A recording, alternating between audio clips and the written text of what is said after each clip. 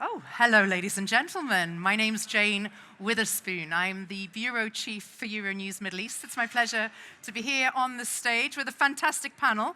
We thought we were the last of the day and they'd saved the best to last, but I think we're the penultimate at the moment.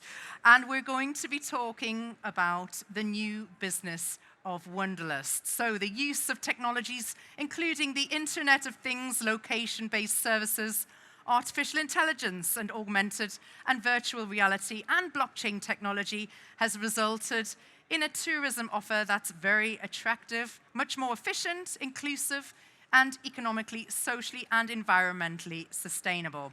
So joining me to discuss all things regarding this, please put your hands together. We have Ritesh Agarwal, founder and group CEO of Oyo. Oyo is perfect. Oyo, I got it right. I thought I got it right. And Ariane Gorin, president of Expedia for Business, the Expedia Group. Thank you. I like that. We're keeping the energy going. Come on, come on. I'm going to start off by throwing the first question to Ariane. How are AI, machine learning, and other technologies improving the traveler experience? And I guess addressing pain points across booking, planning, and in-destination needs. Yep. So I would say, we talk a lot about AI and generative AI, like it's this brand new thing, but AI's been around for a while. And at Expedia, we've been using data to do exactly what you said, improve the traveler's experience as they're shopping, booking, and when they're in trip. So from shopping, it's about what kind of information can you give the traveler. We provide a price tracking service for flights. Mm-hmm. So for example, if people can be worried about how much is a flight going to cost, when is the best time to purchase, you can put a tracker and we can use all of our data to predict how is the price going to move and when would be the best time to buy. There's also a lot that we do with AI on personalization, because of course, one of the fun things about traveling is when you're planning, but you want to get sort of a curated list of what would be interesting. So how do you use AI to personalize? So that's shopping and booking. And then of course in trip, there's a lot of uses of AI on servicing. So whether it's, okay, something might go wrong, is my flight delayed? How do we alert you? Or if something's gone wrong, how do we rebook you without you even needing to do that? So there's just, I think, it's still early days, even if we've been doing it for a while, but the traveler really will benefit. I mean, Expedia, you power the travel industry through your Travel iOS operating system, and for any company to build on that, how does the B2B ecosystem strategy open new possibilities for sectors like fintech and retail, to offer seamless travel, I guess? Yeah, so some people don't realize, at Expedia Group, we've got our own brands, so Expedia, Hotels.com, Vrbo. We also power a lot of other companies that want to be in travel. So for example, you mentioned fintech. We power American Express and JP Morgan Chase and Revolut. There are a bunch of fintechs that we power because what they want to do is help their card members in a loyalty program when they're earning points. Where do they want to spend it? It's on travel. We launched a travel program with Walmart for their loyalty program, Walmart Plus. So there's just a lot of other businesses that want to get into travel to provide more value to their members, their cardholders, and we've built our technology in a way that they can do that easily. And I would just add, for our hotel partners and airline partners, they love that we've got this B2B business because it brings them more demand than they otherwise would have gotten. Ritesh, as Oyo expands its tech-enabled hotels globally, what emerging markets do you see as the most promising? Thanks for having me here. I think it's fantastic how rarely have they brought hotel brands and distributors on the same panel. High five. So I think that's well my second high five on a panel in 2 days. Well I'm enjoying this. It's all you. I'm just so happy because we all talk all the time, but just privately. And people make such a big deal about hotels, brands, and the travel agency negotiations. It's actually not that bad. I mean, we all have a good time. I think before I respond to specifically which markets do we find very exciting, I just want to extend on what Ariane mentioned about AI. Yeah. I believe this is the best time to be an entrepreneur in probably the last decade. Because the last time it was this exciting was when App Store and iPhone was launched. Because web was the way in which all business used to be conducted. Suddenly there was a launch of iPhone, and any company that was big on web could be challenged with the mobile becoming the new way of, new source of demand. In the same way, I believe that AI and ChatGPT is a fundamental challenge for all incumbents. It's a level playing field. If you're a new entrepreneur today, you start from zero on AI. And if you're an incumbent company making hundreds of millions in profits, you also start from zero. So I think it's a great time to be an entrepreneur. Now, I know that that puts us in a position of weakness, but regardless. I think, Sorry, could I just, before you go please, there, yeah. I want to challenge that because I actually think that if you're an incumbent, the advantage you have, you're not starting from scratch. I mean, maybe you've got some legacy, but you have the data and Sure. you have the install base. So I think it's, on the one hand, when you're the startup, you don't have the weight of any kind of legacy systems, but you don't have the data. So I think Absolutely, and that is why I believe that there's a strength and there's a weakness. I think the strength is like you're mentioning, context, data, and so on. Yep. But the trouble is, I see it in most business, including ours, right? Like once you get used to saying this is how our business works, when you have to suddenly change every process, just a tough job. But that's one context. Now coming to the bit of where do I see these technologies evolving and bringing advantage in markets? So first off, I think India and the Middle East have been the brightest spots in the world, as you know. I'm lucky that we started our business in India and run a big platform there. And here in the Middle East, as you can see, I think getting hotels in Riyadh, not just during FI, and you come out here so often, you know this, it's not easy. It just goes to show that travel and tourism just is in a great time in this region. So we are very excited about India, Southeast Asia, Middle East. I also feel like there's a reinvention of businesses in other parts of the world. For instance, US, I'm seeing limited service hotels, which people sort of almost wrote off, coming back with a bang, but with the use of technology. I'll just finish with a context of that. When you go into small hotels, you think that a large part of the technology that the customer receives is from the distribution platform, Yeah. right? So you go on the Expedia app, you make a reservation. But for that to happen, the hotel needs to be available real time. You need to be able to have the payments simplified. You need to be able to make sure that the check-in is seamless. For that, we build the technology to make sure that our hotels have the technology and the platform to be able to manage and check in, check out, do the payments. In that, in at least, I think in the UK and in the US, in a bunch of hotels, we've replaced the requirement of having receptionists now. The receptionist is being replaced by machines. You go into the hotel, you know exactly which room you got to go to. You scan your mobile and you are in the room. This allows our hotels to reinvest back either in in-room infrastructure or in terms of course, giving it back to the customer with better deals on the platforms, which customers like. Well, you talk about AI and the technology, and there are emerging applications that are going to disrupt the travel industry. How can leaders harness the potential responsibility? That's a tough one. I think I promised no tough questions today, didn't I?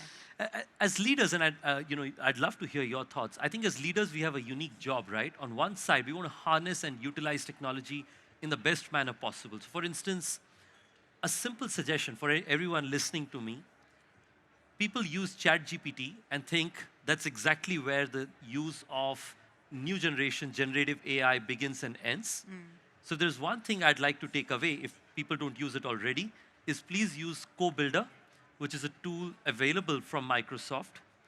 And it can do things which is almost 5 or 10x more complex and efficient than what ChatGPT does.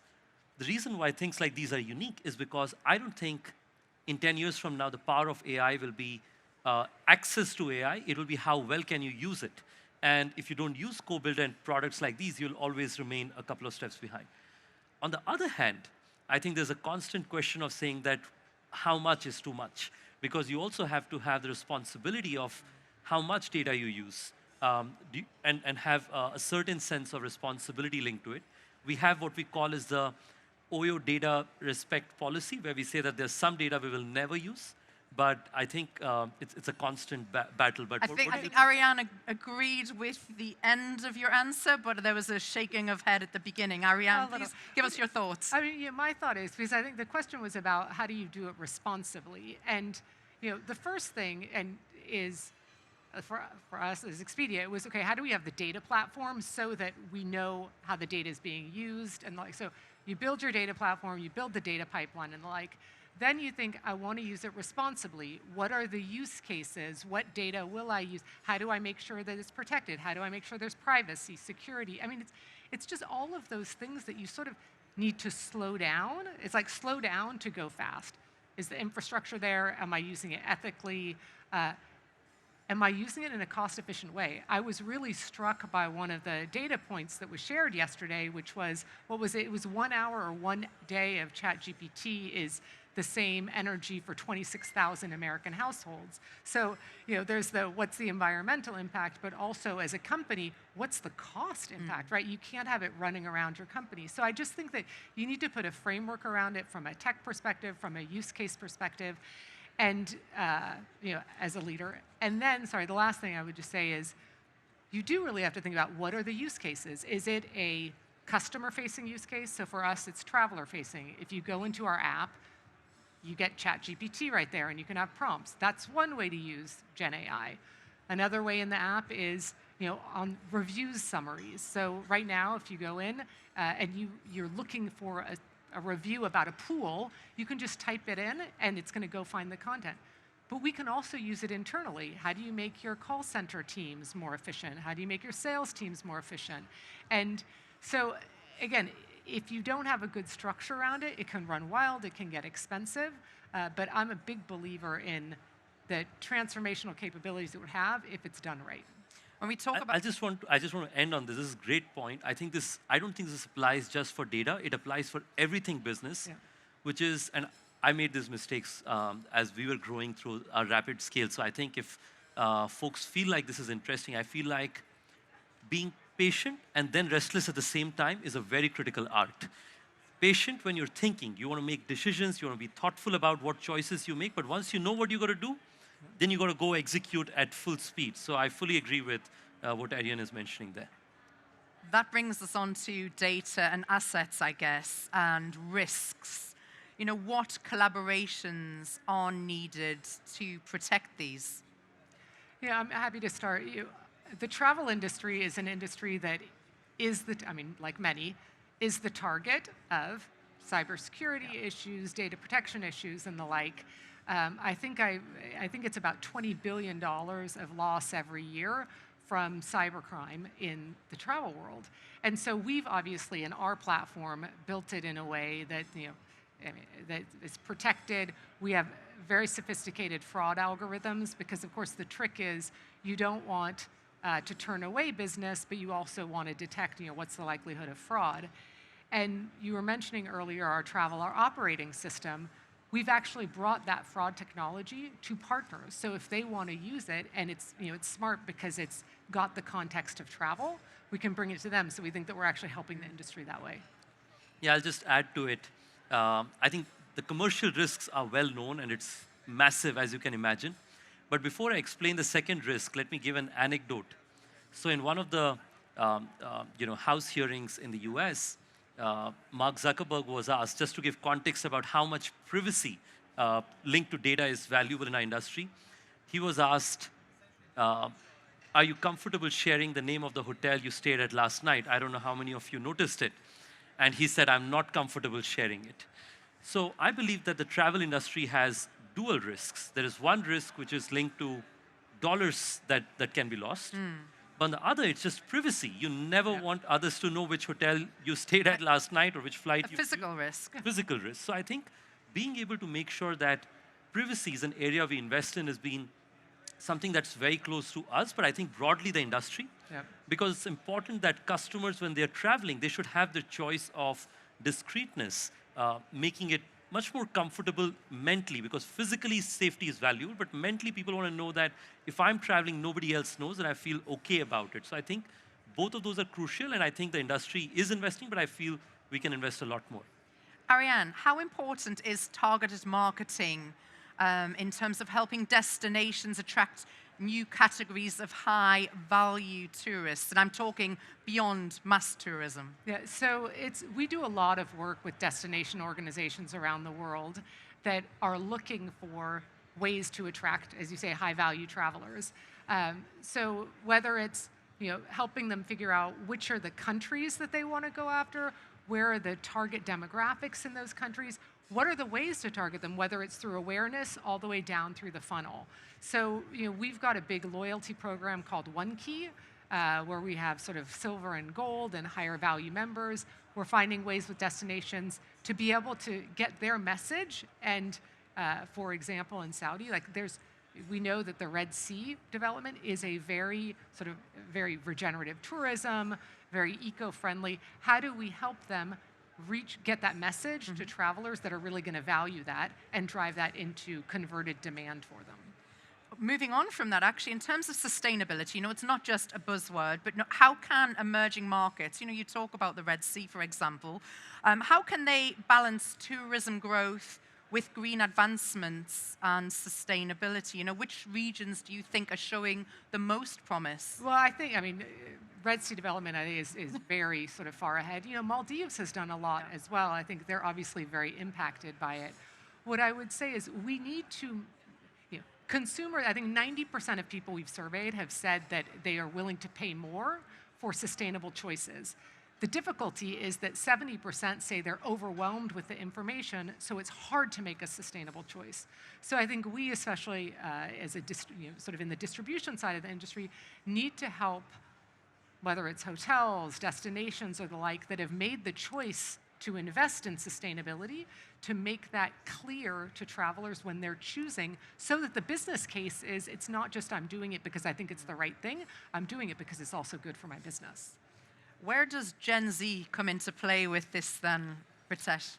Yeah, I think because they're very clear on what they want in terms of prioritizing sustainability, inclusion, and authenticity, and it's balancing the experience with the expectations.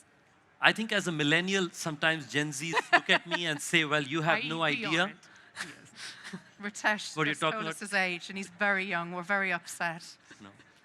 I think both of you would qualify as millennials too, given we're in travel. But anyway, I think with that context, going to get you far. I think I want to talk about, before I get here, on the high-value tourists. I think on the high-value tourists, a lot of destinations just choose to invest a lot in high-quality or probably luxury hotels and believe that luxury hotels and infrastructure will get high-value tourists.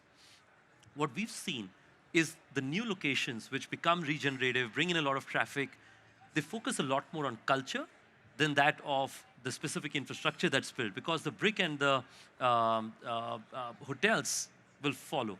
And the second is specifically within hotels, the lifestyle hotels are the new in thing. We just brought up our new lifestyle brand called Sunday Hotels, and we're trying to do more of it. But my view is that even people who would pay top dollars are now looking to experiment with new lifestyle hotels. Like the 2 lifestyle hotels in Alula have become a big deal. I hear a lot about them. I think talking about Gen Z, I think first off, the way Gen Z discovers hotels, decides hotels, or decides locations or destinations, stays there, is fundamentally different from anywhere else.